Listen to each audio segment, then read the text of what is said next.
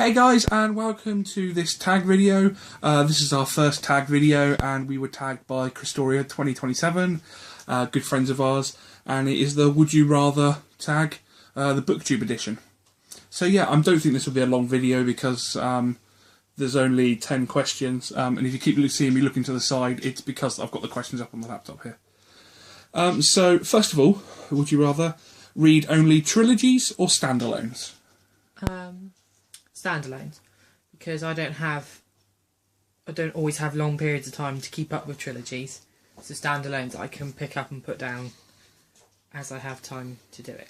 For me, it would be standalones, purely because I think I could get through more material that's different, and therefore widen what I read. As much as I do love the amount of detail you can get world building in trilogies, and I just think that, well, like I said, I can get through more material. Read only female or male authors? I read a lot of female authors anyway, so... But is that by choice? No, just...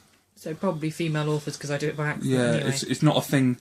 I think like Christoria 2027 said in their video, it's not really a thing I take into account. A lot of the time I don't, unless I'm specifically buying an author. Yeah, we only really think of it if it's like we've read a book, we've really enjoyed it, and then we've researched the author to find their other work.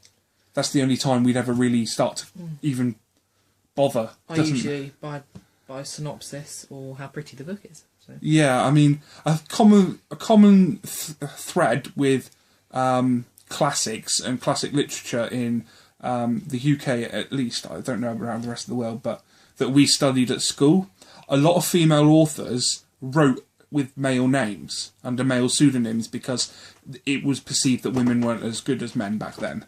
So they wouldn't get the attention and people wouldn't take them seriously. Mary Shelley did it. I was going to say Mary Shelley, yeah. I think a few others that I can't put my name on did it. So I think at a very early age in English literature, we're taught... I don't know. It's just kind of like... It's not a thing... I don't look at books and think, right, I'm going to read that because it's a male author or a female author. There's probably some philosophical thing you could do, but that's not what this video is. Shop at Barnes & Noble or Amazon? We only have Amazon, so Amazon. Well, yeah, I suppose we'd swap Barnes & Noble for Waterstone, and I think Amazon. It would still be Amazon. I think with Waterstones, it used to be a nice place to go, and... It still is, but but our nearest nice Waterstones is probably about half an hour away. Yeah, and we have quite niche interests, which if you watch our other videos you will have seen, and you go into a Waterstones book and there's maybe one bookshelf of horror books and half of them are paranormal romance, which, as most people know, there's a lot of crap in there as well as the good stuff. Whereas you go on Amazon and it's endless stuff we want to. And the ease of buying. Yeah, and you can't go to Waterstones and like kiss a book and then get recommended 10 more, kind of thing. Excuse the cat between us on the sofa. Taffy! Can I say hello, Taffy Two-Face?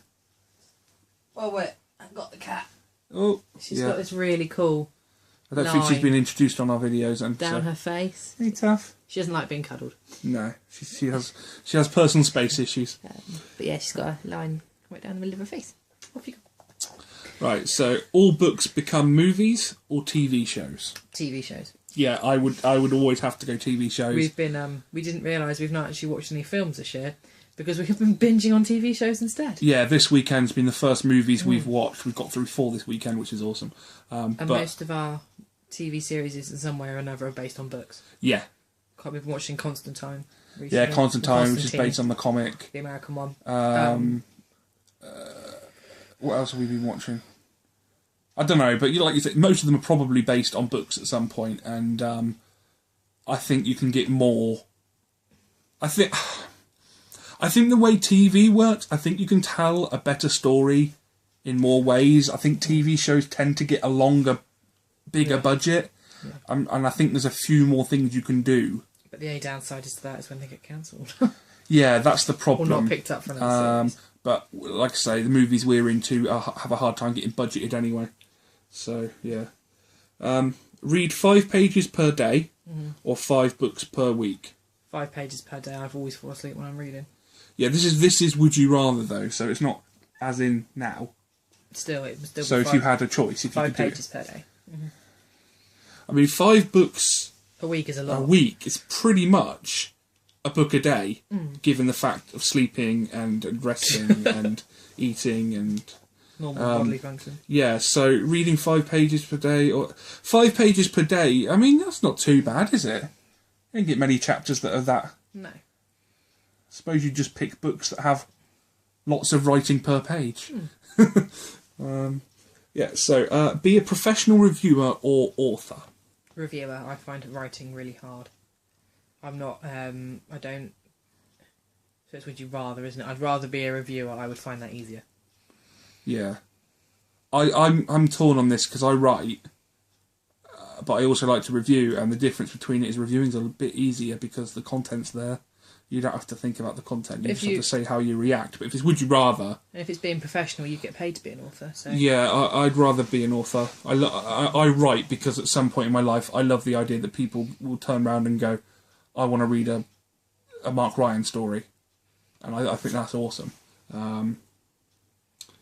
Next, number 7. Only read your top 20 favourite books over and over, or always read new ones you haven't read before. always read new ones. I don't really reread books. I've reread the Harry Potter series, and a childhood favourite of mine, which is Fleabag and the Ring of Fire. I read that all the time, but I don't really reread books. Chronicle of Narnia. Yeah, but Mark's bought me such a nice set, I don't want to read them. But yeah, I'd rather read new books.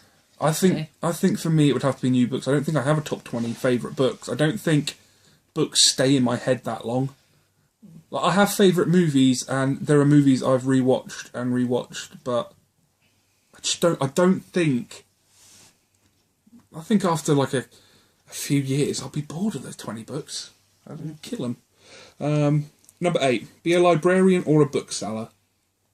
Bookseller, I think. A librarian, I don't know, I always get the impression that people don't care for the books because they're not their own, and you haven't got new books in all the time. Whereas if you're a bookseller, like in Waterstones, I've noticed they have these we recommend cards written by the staff underneath, and that's really cool.